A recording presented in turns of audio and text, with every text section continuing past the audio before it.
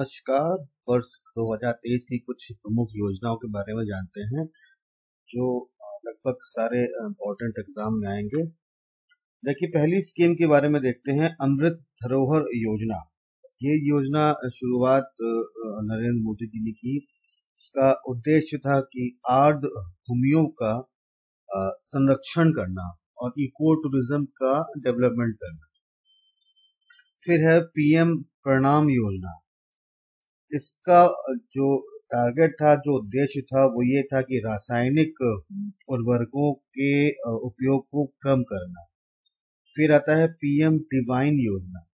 PM divine योजना north east areas के development activities को मॉनिटर करने के लिए और उसको बढ़ावा देने के लिए था।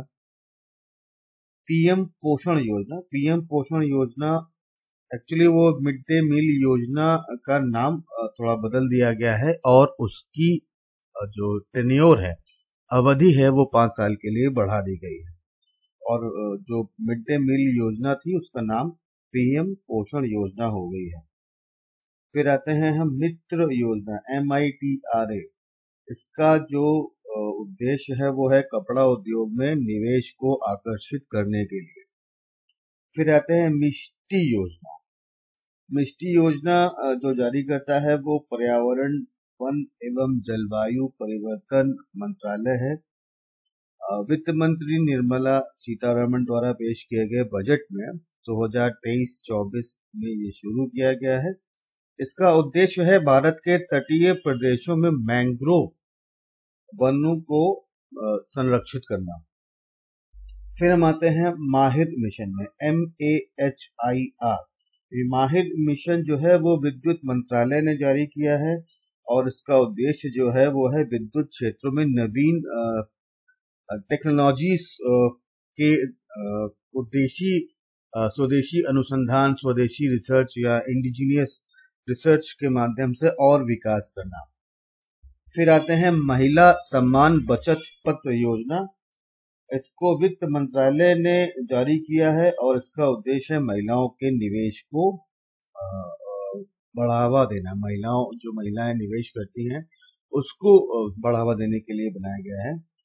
फिर आते हैं समर्थ योजना में। समर्थ योजना कपड़ा मंत्रालय द्वारा प्रस्तुत किया गया है और इसका काम है कपड़ा उद्योग के क्षेत्रों को प्रोत्साहित करना और रोजगार सृजित करना। फिर आते हैं हम MSME प्रतिस्पर्धी लीन योजना।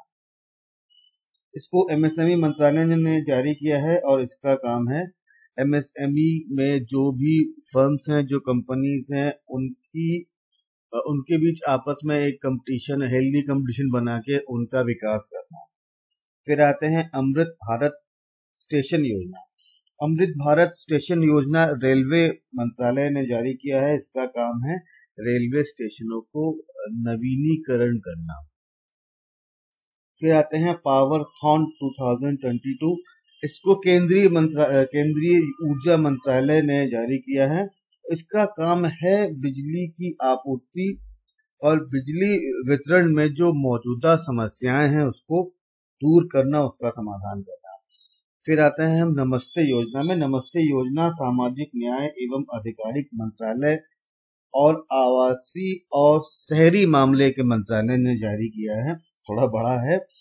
नमस्ते योजना का जो बेसिक यूज है वो, या बेसिक जो टारगेट है, बेसिक उद्देश्य जो है वो है सीवर और सेप्टिक टैंक की सफाई के लिए मशीनीकृत टेक्नोलॉजीज को यूज करना। जैसे अभी आजकल या शुरू से चला आ रहा है कि चेम्बर्स में या जहाँ भी सफाई होती है वहां पे इंसान जाता है, उसके जगह पे मशीनों का इस्तेमाल करना, ये है नमस्ते योजना के अंतर्गत है। और खासकर इसमें सफाई कर्मियों की सुरक्षा के लिए आवश्यक मशीनें और उपकरण प्रोवाइड करने के लिए भी इसमें व्यवस्था की गई है। फिर आते हैं वन नेशन वन फर्टिलाइजर योजना। इसको रसायन और उर्वरक मंत्रालय ने जारी किया है। इसका जो उद्देश्य है, इस योजना का जो उद्देश्य है वो ये है कि जैसे यूरिया, DAP भारत में एक ही ब्रांड के तहत बेचना होगा मतलब भारत नाम से एक ही ब्रांड में बेचना होगा, डीएपी भारत नाम से बेचना होगा। One nation one fertiliser. फिर आते हैं विलेज डिफेंस गार्ड योजना। इसका जो केंद्रीय गृह मंत्रालय ने इसको जारी किया है और इसका काम है जम्मू कश्मीर में गांव में जो आतंकवादी गतिविधियां उसको निपटने के लिए बनाया गया है विलेज डिफेंस गार्ड योजना। इसमें हर विलेज से एक ये कह सकते हैं कि एक स्वयं सेवी समूह है और आपस में उनको ट्रेनिंग दी जाती है कि कैसे गांव की रक्षा करेंगे।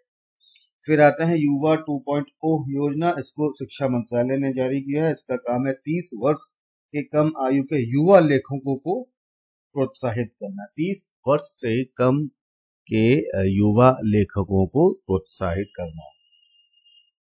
फिर आते हैं स्माइल योजना में। स्माइल योजना जो है वो सामाजिक न्याय और अधिकारिता मंत्रालय ने जारी किया है। इसका काम है ट्रांसजेंडर व्यक्ति और भिखारियों को कानूनी रूप से सुरक्षा प्रदान करना। बहुत अच्छी बात है, कानूनी रूप से सुरक्षा प्रदान की जाएगी ट्रांसजेंडरों को। फिर आते हैं हम श्रेष्ठ योजना में। श्रेष्ठ योजना भी सामाजिक न्याय और अधिकारिता मंत्रालय है। श्रेष्ठ योजना के साथ सीड योजना भी है, दोनों इसी मंत्रालय ने जारी किया है। श्रेष्ठ मंत्रालय का काम है जो इस स्कीम का जो उद्देश्य है वो है अनुसूचित जाति और के छात्रों को आवासीय गुणवत्ता पूर्वक शिक्षा प्रदान करना। और जो सीड योजना है SEED सीड योजना है जो घुमंतू जनजातियां हैं उनके आर्थिक सशक्तिकरण के लिए काम करना, उनका मेडिकल हेल्थ देखना, उनका मकान निर्माण करके देना, ये काम सीड योजना के तहत है। फिर आते हैं अनुसंधान, शिक्षा और प्रशिक्षण आउटरीच, जो रीच आउट योजना कहते हैं। रीच आउट योजना जो है पृथ्वी विज्ञान मंत्रालय ने किया है और डीप ओशन मिशन भी पृथ्वी विज्ञान मंत्रालय ने किया है। तो रीच आउट योजना का जो उद्देश्य है वो ये है कि पृथ्वी प्रणाली विज्ञान के जो अलग अलग घटक हैं प्रमुख क्षेत्रों में स्पेशली रिसर्च और डेवलपमेंट का समर्थन करना। मतलब ये जो आपके पृथ्वी अर्थ साइंस के प्रति लोग की डेवलपमेंट के लिए काम करना। और फिर है डीप ओशन योजना। इसका काम है गहरे समुद्र में सागरीय जो संसाधन है, सागरीय जो हमारे पास रिसोर्सेस हैं उसका कंटिन्यूअस यूज करना और उसको एक संरक्षण हेतु उसमें काम करना। तो ये कुछ स्कीमें थी जो वर्ष 2023 की इम्पोर्टेंट स्कीम थी जिसको भारत सरकार और भारत सरकार के विभिन्न मंत्रालयों ने अलग अलग जारी किया है।